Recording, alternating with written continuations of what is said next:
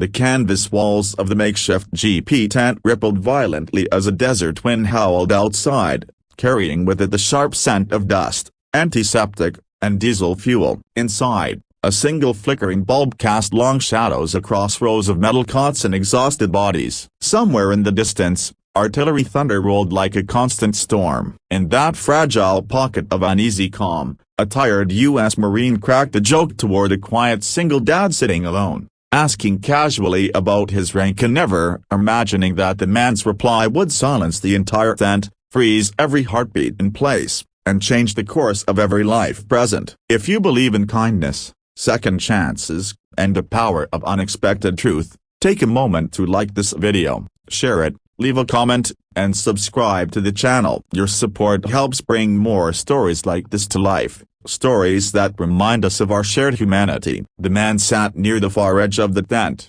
shoulders hunched, hands clasped so tightly that his knuckles had turned pale. His name was Daniel Carter, a 38-year-old single father who had been pulled into this world of war and chaos under circumstances that still felt unreal. Dust coated his worn boots, and the sleeves of his faded jacket were frayed at the edges. His face carried the kind of exhaustion that sleep could not cure, etched with lines far too deep for his age. Around him, Marines and medics moved with practiced urgency, treating wounded soldiers and civilians alike. But Daniel remained still, eyes fixed on the ground as if afraid to look up. Hours earlier, an explosion had torn through a convoy near the edge of the conflict zone, and Daniel had been one of the survivors dragged from the wreckage. Though physically unscathed, he was escorted to the GP tent for evaluation, his shaken state and haunted eyes worrying the medics. He hadn't spoken much since arriving, only giving his name and the fact that he was a civilian contractor. But those who looked closely could see something else beneath his quiet demeanor, a weight, heavy and unresolved, pressing against his chest. The Marine who approached him was young, barely 22, his uniform stained with sweat and dust. His name Patrick Ramirez. He had spent the last 14 hours assisting medics, carrying stretchers, and offering water to anyone who needed it. Exhaustion tugged at his limbs, but humor was his shield against despair. Spotting Daniel's solemn posture and the unusual calm about him, Ramirez crouched nearby, trying to lighten the mood. He offered a half-smile, gesturing at Daniel's bearing, and jokingly asked what his rank was, as if expecting some sarcastic answer or self-deprecating laugh. It was a simple, careless question meant to break the tension. Instead, Daniel slowly lifted his head, and the look in his eyes made Ramirez's breath hitch. For a moment, the entire tent seemed to quiet, as though the wind itself had paused. Daniel's gaze was steady, not proud,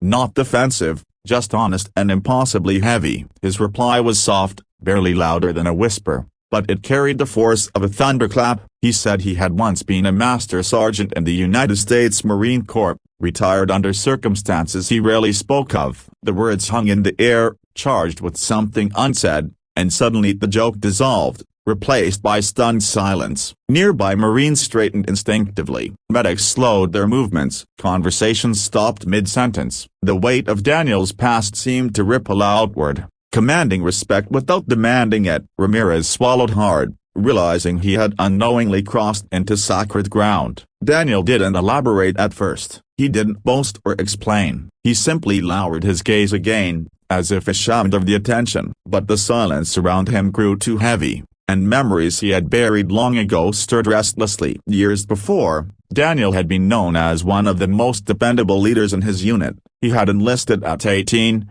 driven by a fierce sense of duty and a desire to escape the cycle of poverty that had trapped his family for generations. The Marines gave him purpose, structure, and brotherhood. He rose quickly through the ranks, earning respect not through authority but through empathy, never asking his men to endure what he wouldn't shoulder himself. Then came the deployment that changed everything. His unit had been assigned to a volatile region where tension simmered constantly. During a night patrol, an ambush erupted without warning. Gunfire split the darkness, and chaos followed. Daniel led his team through a hail of bullets, dragging wounded Marines to safety while coordinating air support. Amid the confusion, he heard a faint cry from a collapsed structure nearby, a civilian child trapped beneath debris. Ignoring orders to hold position, Daniel rushed toward the sound. What he found was a young boy, no older than 6, pinned under a slab of concrete. The building was unstable, and the risk of collapse was high. But Daniel didn't hesitate. He lifted the debris with everything he had, shielding the child with his own body as the structure finally gave way. They both survived, but Daniel's spine and left leg were permanently damaged. Months of surgeries followed, along with endless physical therapy. When he was finally discharged, he learned that his wife, overwhelmed by years of stress and loneliness, had filed for divorce. She left him full custody of their infant daughter, Emily, and disappeared from their lives entirely. Suddenly, the battlefield he faced was no longer foreign soil, but a cramped apartment, unpaid bills, and sleepless nights filled with the cries of a baby who depended on him for everything. Life as a single father was harder than any mission he had ever led. His injuries limited the jobs he could take, forcing him into low-paying contract work that kept him away from home for long stretches. Each goodbye to Emily felt like a small betrayal, yet every dollar he earned was for her future. He lived in constant tension, torn between the need to provide and the fear of missing the moments that mattered most. Despite the struggle, Daniel never complained. He taught Emily kindness, resilience, and gratitude, reminding her daily that strength wasn't measured by muscle or medals, but by compassion. Their small home overflowed with love, even when money was scarce. Back in the GP tent, the memories flooded Daniel's mind as the hum of activity slowly resumed around him. Ramirez, now visibly humbled, fetched a bottle of water and handed it to Daniel with quiet respect. The simple gesture opened a crack in the wall Daniel had built around his emotions. Over the next hours, fragments of Daniel's story spread through the tent. Medics listened with wide eyes. Fellow Marines nodded solemnly. Some had served under leaders like him. Others wished they had. His humility, his sacrifices, and his devotion to his daughter stirred something deep within them. As dawn approached, a fresh wave of casualties arrived, stretching the tent's capacity. Supplies dwindled. Fatigue threatened to overwhelm the staff. Without being asked, Daniel rose and began assisting, lifting stretchers, calming frightened civilians, and offering quiet reassurance to the wounded. His movements were slow, careful, but determined. Old instincts guided him, and soon he was coordinating tasks, easing bottlenecks, and restoring order amid the chaos. The medics noticed how smoothly everything flowed when Daniel took charge, and they followed his lead without question. In that fragile space between life and death, rank didn't matter. What mattered was calm, clarity, and compassion, the qualities Daniel carried naturally. One moment in particular etched itself into the hearts of everyone present. A severely injured young Marine lay trembling on a cot, convinced he wouldn't survive the night. His breaths came in ragged gasps, eyes darting with terror. Daniel knelt beside him, resting a steady hand on his shoulder, and spoke quietly, reminding him of home, of family, of the strength he carried within. The Marine's breathing slowed. His grip tightened around Daniel's hand,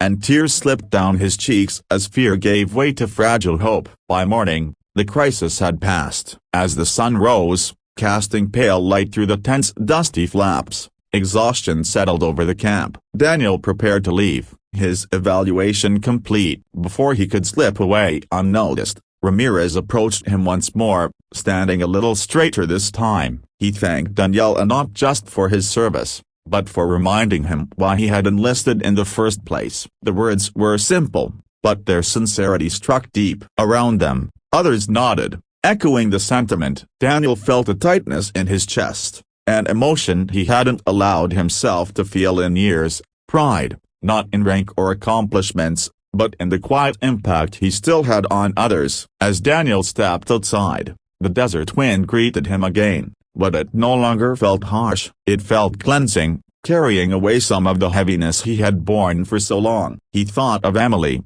waiting for him at home, and the promise he made to always return. For the first time in years, he allowed himself to believe that perhaps his hardest battles were behind him. If this story touched your heart, please take a moment to like, share, and subscribe. Your engagement helps spread messages of hope, resilience, and compassion to those who need them most. And before this story ends, we have a special request for you. Please comment with the word respect if Daniel's journey moved you, and share your thoughts about what his story means to you. Because in a world often overwhelmed by noise and conflict, it is stories like thusy quiet acts of courage, unseen sacrifices, and unexpected kindness that remind us of the strength we all carry within.